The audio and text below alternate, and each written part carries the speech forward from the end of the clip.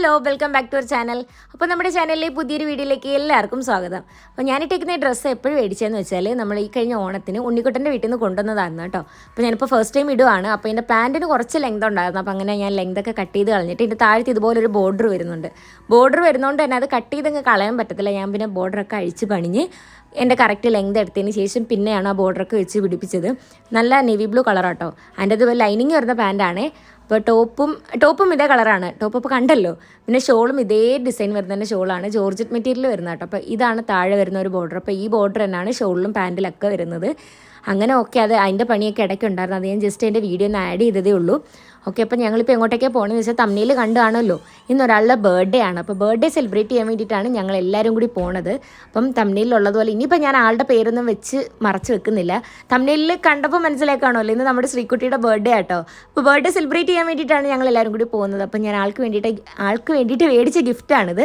ഒരു onion pink കളറിൽ വരുന്ന ഒരു കുർത്ത സെറ്റാട്ടോ. അപ്പോൾ ഇതിൻ്റെ അകത്ത് ഷോൾ വരുന്നില്ല, പാൻറ്റും ടോപ്പും ആയിട്ടാണ് വരുന്നത്. അതിൻ്റെ അകത്ത് ഇതുപോലെ കുറച്ച് ഗോൾഡൻ വർക്കൊക്കെ വരുന്നുണ്ട്. ഈ ഒരു കളർ എൻ്റെ ഫേവറേറ്റ് ആട്ടോ. ഞാൻ കുറേ ആയിട്ട് ഇതിൻ്റെ ഒരു മെറ്റീരിയൽ ഇങ്ങനെ തപ്പി നടക്കുന്നുണ്ട്. ഓക്കെ, അങ്ങനെ പോണ വഴിക്ക് ഞങ്ങളൊരു കരിക്കിൻ്റെ കട ഉണ്ട്. അങ്ങനെ ഞങ്ങൾ അങ്ങോട്ടേക്ക് കയറി കരിക്കൊക്കെ മേടിച്ച് കുടിച്ചു. എനിക്ക് കരിക്ക് കണ്ടപ്പോഴത്തേക്ക് എനിക്ക് പനി വന്ന സമയമാട്ടോ ഓർമ്മ വന്നത്. പനി വന്നിരുന്ന സമയത്ത് ഞാൻ ഫുഡൊന്നും കഴിക്കത്തില്ലായിരുന്നു. ഫുൾ ഡേ കരിക്ക് തന്നെ ആയിരുന്നു. കാരണം ഫുഡിനോട് വെറുപ്പുണ്ടെങ്കിൽ എനിക്ക് കരിക്കിനോട് ഒട്ടും വെറുപ്പില്ലായിരുന്നു. കാരണം എനിക്ക് അത്രയും ഇഷ്ടമാണ്. അപ്പോൾ ആ ഒരു സമയത്ത് ഡെയിലി കരിക്കൊക്കെ തന്നെയായിരുന്നു കുടിക്കുന്നത്. അപ്പോൾ എനിക്ക് പെട്ടെന്ന് അതായിരുന്നു ഓർമ്മ വന്നത്. അങ്ങനെ പിന്നെ കരിക്കൊക്കെ മേടിച്ച് കുടിച്ചു. അതിനുശേഷം നമ്മളിനിപ്പോൾ നേരെ പോണത് പള്ളിയിലേക്കാണ്. നമുക്ക് ഇവിടുന്ന് തൊട്ടടുത്താട്ടോ വേളാങ്കണ്ണി പള്ളി. അങ്ങനെ പള്ളിയിൽ പോയി കഴിഞ്ഞതിന് ശേഷം പിന്നെ ഞങ്ങൾ നേരെ ആർ പി മാളിലേക്ക് പോയി. ആർ പി മാളിലൊക്കെ ശരിക്കും പറഞ്ഞാൽ വന്നിട്ട് കുറേ നാളായി. ഇപ്പോൾ കുറേ നാൾക്ക് ശേഷമൊക്കെയാണ് ഇങ്ങോട്ടേക്ക് വരുന്നത് തന്നെ. അപ്പോൾ നമ്മുടെ കൊട്ടിയത്ത് പുതിയ മാളൊക്കെ തുടങ്ങിയിട്ടുണ്ട്. അവിടെ ഞാൻ ഒരു വട്ടമേ പോയിട്ടുള്ളൂ. ഒരു ഫിലിം കാണാൻ വേണ്ടിയിട്ട് ഒരു വട്ടം പോയിട്ടുണ്ട്. അതിനുശേഷം പിന്നെ അങ്ങനെ പോയിട്ടൊന്നുമില്ല. ഒരു വട്ടമല്ല, 2 വട്ടം പോയിട്ടുണ്ട് കേട്ടോ. 2 വട്ടം ഫിലിം കാണാൻ പോയിട്ടുണ്ടായിരുന്നു. അങ്ങനെയൊക്കെ. പിന്നെ അവിടെ വന്നിട്ട് ഒരു ഷൂ നോക്കാമെന്നാണ് വിചാരിക്കുന്നത്. അങ്ങനെ അതൊക്കെ എടുത്ത് കഴിഞ്ഞു. അതിനുശേഷം ഞാൻ ആരംഭിൻ്റെ ഫോൺ കൊടുത്തിട്ട് എൻ്റെ കുറേ വീഡിയോസൊക്കെ എടുപ്പിക്കും കേട്ടോ. അങ്ങനെ നിൽക്കുന്ന ഇങ്ങനെ നിൽക്കുന്നതൊക്കെ. അതിൻ്റെ ഇടയിൽ കൂടെ കുറച്ച് ഫോട്ടോസൊക്കെ എടുത്തിട്ടുണ്ട്. അങ്ങനെ അവിടുത്തെ കാര്യങ്ങളൊക്കെ കഴിഞ്ഞിട്ട് ഇപ്പം നമ്മൾ ഫുഡ് കഴിക്കാനായിട്ട് കയറാൻ പോവുകയാണ്. എന്താണെന്ന് വെച്ചാൽ എൻ്റെ പല്ലിൽ കമ്പിയിട്ട് എൻ്റെ അടുത്ത ദിവസം കേട്ടോ. അതായത് തലേ ദിവസമാണ് ഞാൻ പോയി പല്ലിൽ കമ്പിയിട്ടുണ്ടായിരുന്നത്. കഴിഞ്ഞ ദിവസം ഒരു ഷോർട്ട് വീഡിയോയിൽ ഞാൻ പറയുന്നുണ്ട്. അപ്പോഴേ ഇത്രയും നാൾ മുത്ത് മാത്രം ഒട്ടിച്ചിട്ടുണ്ടായിരുന്നല്ലോ. അങ്ങനെ പല്ലിൽ കമ്പിയിട്ടത്തെ ഒരു എക്സ്പീരിയൻസ് പറയാൻ വേണ്ടിയിട്ടാണെങ്കിൽ ഞാൻ അതിൻ്റെ അകത്തും ചെറുതായിട്ട് ഇങ്ങനെ പറഞ്ഞിട്ടുണ്ടെങ്കിലും പറയാം. അതായത് വലിയ വേദനയും കാര്യങ്ങളൊന്നും ഇല്ല കേട്ടോ. ഞാൻ ഭയങ്കര വലിയ സംഭവം എന്ന് വിചാരിച്ച കാര്യം ഒന്നുമില്ലെന്നുള്ള കാര്യം എൻ്റെ പല്ലിൽ കമ്പിയിട്ടപ്പോഴത്തേക്കാണ് ഞാൻ മനസ്സിലാക്കിയത്. എനിക്കങ്ങനെ ബുദ്ധിമുട്ടൊന്നും ഉണ്ടായിരുന്നില്ല. അടുത്ത ദിവസം ആ പല്ലിങ്ങനെ ഒരു വലിഞ്ഞതിൻ്റെ ഒരു വേദന ഉണ്ട്, അല്ലാതെ വേറെ കുഴപ്പമൊന്നുമില്ല. അങ്ങനെ പിന്നെ നേരെ വന്ന് ഓർഡർ കൊടുത്തു. അങ്ങനെ ബർഗറൊക്കെ കണ്ടപ്പോഴത്തേക്ക് ഞാൻ ആലോചിച്ചു ഇതെന്തായാലും ഇതുപോലൊന്നും കഴിക്കാൻ പറ്റത്തില്ല, പിച്ചി കുറേശ്ശെ കഴിക്കണമെന്ന്. അങ്ങനെ ഫുഡിന് ഓർഡർ കൊടുത്തു. കുറച്ച് സമയം വെയിറ്റ് ചെയ്തപ്പോഴത്തേക്കാണ് നമ്മുടെ ഫുഡ് എത്തിയിട്ടുണ്ട്. അങ്ങനെ പിന്നെ നേരെ ഞങ്ങൾ കഴിക്കാൻ പോവുകയാണ്. കുറേശ്ശെ പിച്ചി കഴിച്ചിട്ടാണെങ്കിലും ഞാനത് ഫുള്ള് തീർത്തു കേട്ടോ. കാരണം ഈ വക ഐറ്റംസ് ഒന്നും എനിക്ക് മാറ്റിയെടുക്കാൻ പറ്റത്തില്ല. ആദ്യം തന്നെ കമ്പിടാൻ പോണതിന് മുന്നേ എൻ്റെ ആദ്യത്തെ ടെൻഷൻ ഇതായിരുന്നു, ഇനി ചിക്കൻ കഴിക്കാൻ പറ്റത്തില്ലല്ലോ എന്നുള്ളത്. കാരണം എന്നോട് ഒരുപാട് പേര് പറഞ്ഞു ഇനിയിപ്പോൾ ചിക്കനൊന്നും കഴിക്കാൻ പറ്റത്തില്ല, പല്ലിലെ കമ്പി മാറ്റുന്ന വരെ ചിക്കനൊക്കെ ഒഴിവാക്കണമെന്നൊക്കെ. ശരിക്കും പറഞ്ഞാൽ ഞാൻ ആലോചിച്ചത് എന്ത് കാര്യത്തിനാണെന്ന്. കാരണം കുഞ്ഞു പീസാക്കി നമുക്ക് കട്ട് ചെയ്ത് കഴിച്ചാൽ നല്ല രീതിയിൽ കഴിക്കാൻ പറ്റും. എൻ്റെ എക്സ്പീരിയൻസ് ആട്ടോ. അപ്പോൾ ഓരോരുത്തർക്കും ഓരോ രീതി ആയിരിക്കും, എനിക്കറിയത്തില്ല.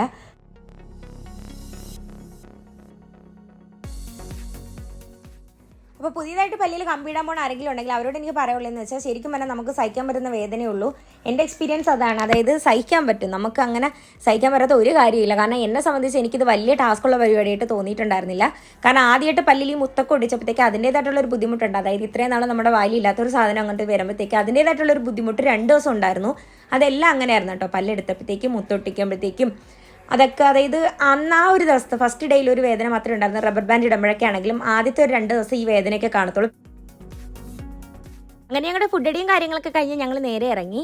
അപ്പോഴത്തേക്ക് എന്നെ കുറച്ച് ലേറ്റ് ആയിട്ടുണ്ടായിരുന്നു കേട്ടോ. കാരണം എന്നെയും കൊണ്ട് ഫുഡ് കഴിക്കാൻ പോയുള്ള കാര്യം ഇതാണ്. പയ്യെ ഞാൻ കഴിക്കത്തുള്ളൂ. അങ്ങനെ കുറേ സമയം അങ്ങനെ പോകുന്നുണ്ടായിരുന്നു. അങ്ങനെ ഫുഡ് കഴിച്ച് കഴിഞ്ഞു. ഇനി ഞങ്ങൾ നേരെ കുറച്ച് സാധനങ്ങൾ മേടിക്കാനുണ്ട്. അതിന് വേണ്ടിയിട്ട് സൂപ്പർ മാർക്കറ്റിലേക്ക് എത്തിയിട്ടുണ്ട്. കേക്കിന് പറഞ്ഞിട്ടുണ്ടായിരുന്നു കേട്ടോ. അപ്പോൾ അവർ പറഞ്ഞിട്ടുണ്ടായിരുന്നു ബർത്ത്ഡേ കേക്ക് ആണോ എന്നൊക്കെ ചോദിച്ചാൽ അതൊക്കെ പറഞ്ഞു. അന്നേരം പറഞ്ഞു എന്ത് വിഷാണ് എഴുതേണ്ടതെന്നൊരു പേപ്പറിൽ എഴുതി തരാൻ വേണ്ടിയിട്ട്. അങ്ങനെ ഞാനിപ്പോൾ അത് എഴുതിക്കൊണ്ടിരിക്കുകയാണ്. ആരംഭയിൽ വീഡിയോ എടുക്കാൻ കൊടുത്തിട്ട് ഞാനിങ്ങനെ എഴുതുവാണ്. അങ്ങനെ ഓക്കെ, അതും സെറ്റായി. ക്രിസ്മസ് ഒക്കെ ആയതുകൊണ്ട് ക്രിസ്മസ് കേക്കൊക്കെ കുറേ വന്നിട്ടുണ്ട് കേട്ടോ. അതായത് പ്ലം കേക്കാണ് ഉദ്ദേശിച്ചത്.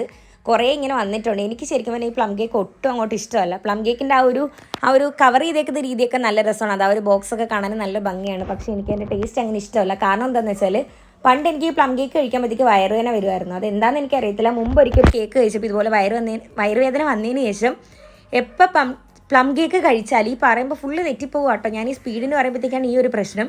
അപ്പോൾ ഞാൻ സമാധാനത്തിൽ പറയാം.